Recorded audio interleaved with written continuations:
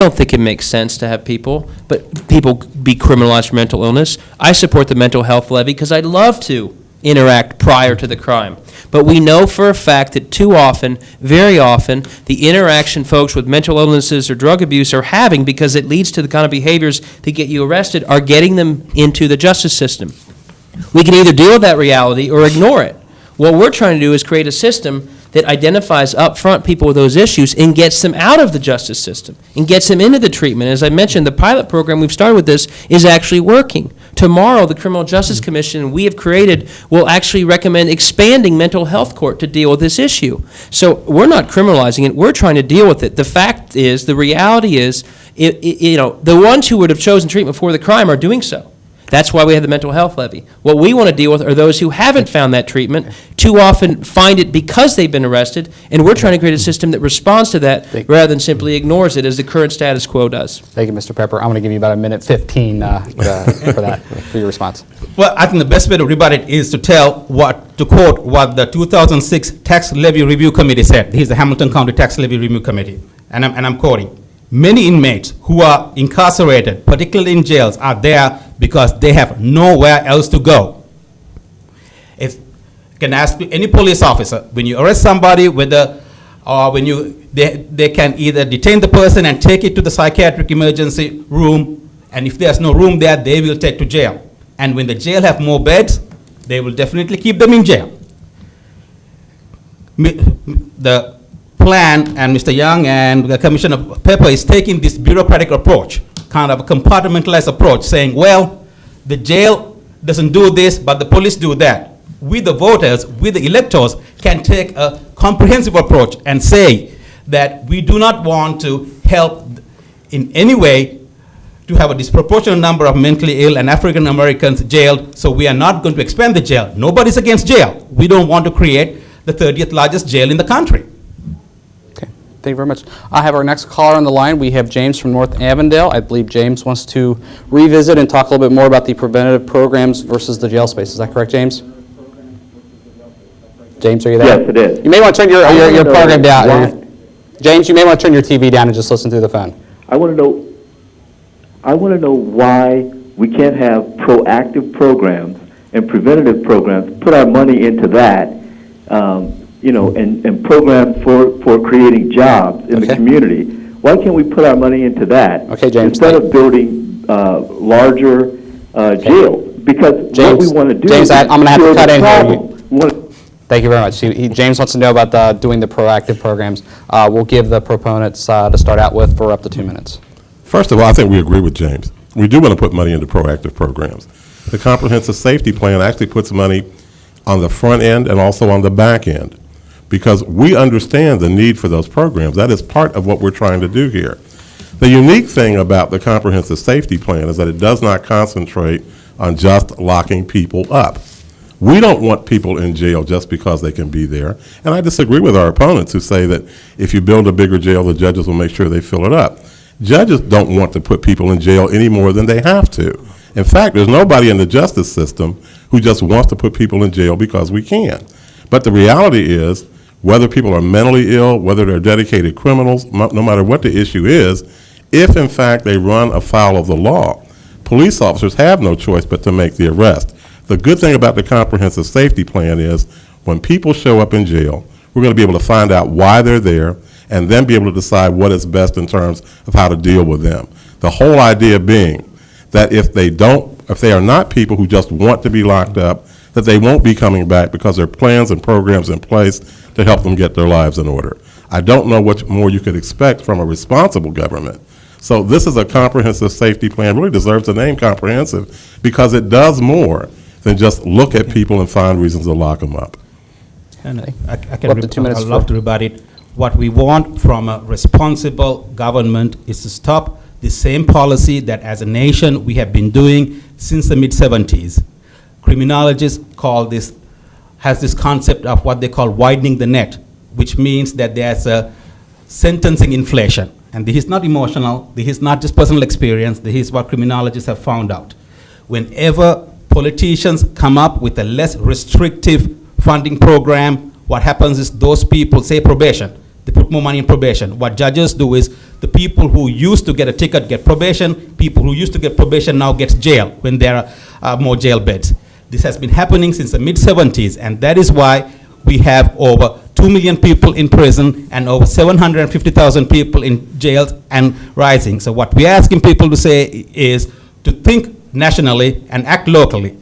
For conservatives, some conservatives, progressives, and liberals will all agree that we are incarcerating too many people in this country. This is a time to start act locally and say no to the jail expansion. Build and update Queensgate. Don't add almost 800 new beds. That's the only part we disagree. We don't have to debate the treatment part. We don't have to debate the policing part. The only part we're talking is two parts, the Sheriff's Patrol and the 800 new beds. And if Cleveland can do it at less per capita jail beds, if Franklin County can do less per capita jail beds, why can't we? Okay. We'll have to up to a minute for Okay. The idea that you'd update this 100-year-old warehouse that basically sticks, and this is one of the things that's so confusing on the other side. In Queensgate, we put in one place those with mental illnesses, those with substance abuse, and we stick them right next to people who are violent criminals waiting for trial. And the best education these nonviolent offenders get is how to become a more serious criminal. And they're just sitting in the middle of a huge room, and it's nothing but an old 100-year-old warehouse. And when they walk outside and they commit another crime, we all scratch our heads and complain about the recidivism rate. So when I hear that we should just keep that going, that's the status quo, that's the operation of the 70s that is failing us. So of course we should change from that. This is our Minnesota bridge that we've been warned about as a problem waiting to happen, and I'm not going to refuse to change that. Finally, I'll get to it later, but on the proactive issue, I keep hearing about high school dropouts. At the county, we actually have a program that we've just begun to intervene with high school dropouts. So we're doing the kind of proactive work as well as the correction side. They can't jump in. Thanks. Up to a minute for... By the way, we're going to add to the juvenile jail, too, lock up more kids. That's a part of this thing, too. We don't even need Queensgate. These are petty, misdemeanor, nonviolent people waiting for trial. They're not even guilty yet. We can get them in programs, give them bonds, like people with more money don't sit and wait in jail all that time. And the psych emergency service at UC sees about 1,000 mentally ill people a month. They keep 10% for a few days. The rest of them have to go back to the streets untreated or end up in jail for urinating in the park or something really horrible like that. And it's really crazy. If we had more programs, the police officers could take them to the program and not even have to arrest them and save time for police money. I'd rather have them catching the serial killers than the people urinating in the park. Okay. Thank you very much. We have our next caller on our line. We have Dan from Clifton. I would like to know more about Sheriff Leese's role in this. Dan, what's your question? Well, Sheriff Leese has reportedly and admittedly instructed county employees on how to vote on this measure on the ballot, and what seems to be... Dan, we need a question, not a statement, please. Yeah, so the question is, would everyone there agree that perhaps to, in common, all send a letter to Secretary of State Jennifer Brunner, the Chief Election Officer, asking her to intervene and to stop Sheriff Leese from... Thank you for your question. Up to a minute and a half, if we could. Yeah, I was just going to say, this is in court. It'll be decided upon. Certainly, the communications and everything else should come from the campaigns, and that will be dealt with. It's in litigation. Let me get back, though, to the broader issue. You know, we keep hearing about we can't do this because we need to be for programs. The truth is we need to have a balance. I don't think... Honestly, it makes no sense at all to say we can just shut down Queensgate and shut down those 800 beds. For a 30-year projection, we just simply don't have enough. We know that. Study after study after study has shown that. And this is simply an appeal to people for a common sense balance. Yes, we need to deal with the programmatic side. We are. We are adding new dollars, but we're also, for the first time, providing accountability for all the other dollars that are spent in real oversight. And on the flip side, here's one thing that's interesting. Any judge or program expert will tell you one of the hardest things to do is to convince someone with some of these issues to actually choose treatment.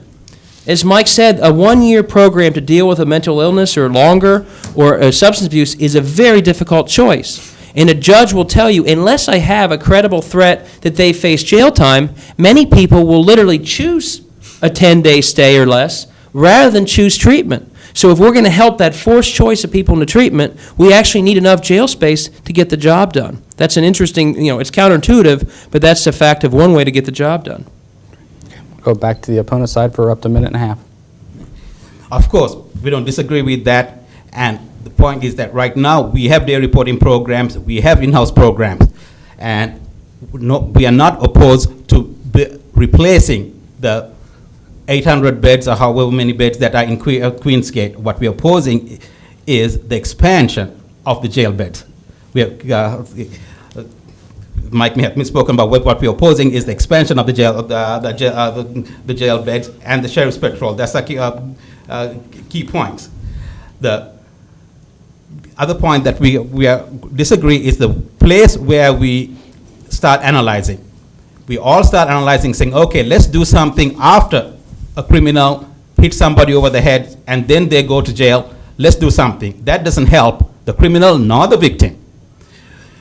We want to see expansion of the workforce program, workforce development program, which has been shown in other counties, other parts of the country, has been shown one of the most effective ways to build a safe community. And there is not $1 in the general funds, from the county general funds, that goes to workforce development. Okay, thank you very much. We'll go up to the proponents for up to a minute for rebuttal. It sounds to me like we have a lot more that we agree on than we disagree on. It's kind of hard to say a whole lot beyond what you're saying. I agree with you in terms of what we need to be doing to try to help people. However, the problem we have with our jail is simply, it seems to be just a Hamilton County problem all the time. We initially built our jail too small. That's just a fact. It was finished in 1984, and before they ever put one person in it, we already knew the jail was too small. That's the reason you have all these little Band-Aid approaches around the county that we've been trying to do to offset the fact that the jail is too small. So we do need another jail simply because what we have is too small. The bottom line going along with that is there are programs in place, and I'm going to emphasize those programs because we're talking about building the only jail I know of that is taking a comprehensive approach to trying to deal with people who find themselves caught up in the criminal justice system. It's a unique program. It's a unique idea. We know that locking people up and doing nothing with them does nothing. We're trying to learn now that if we arrest people and we work with them, maybe we don't have to see everybody coming back. Great. And we'll go up to a minute for rebuttal. I think the best way to tell about this whole jail crowding thing is for me to tell a story. I work in a downtown building that have sheriff's officers at the entrance. And it's a social service building. One time around 4 o'clock, a young mother came with 3 kids. There are like 3 sheriff's officers guarding the front entrance. The young mother did something that angered one sheriff's officer.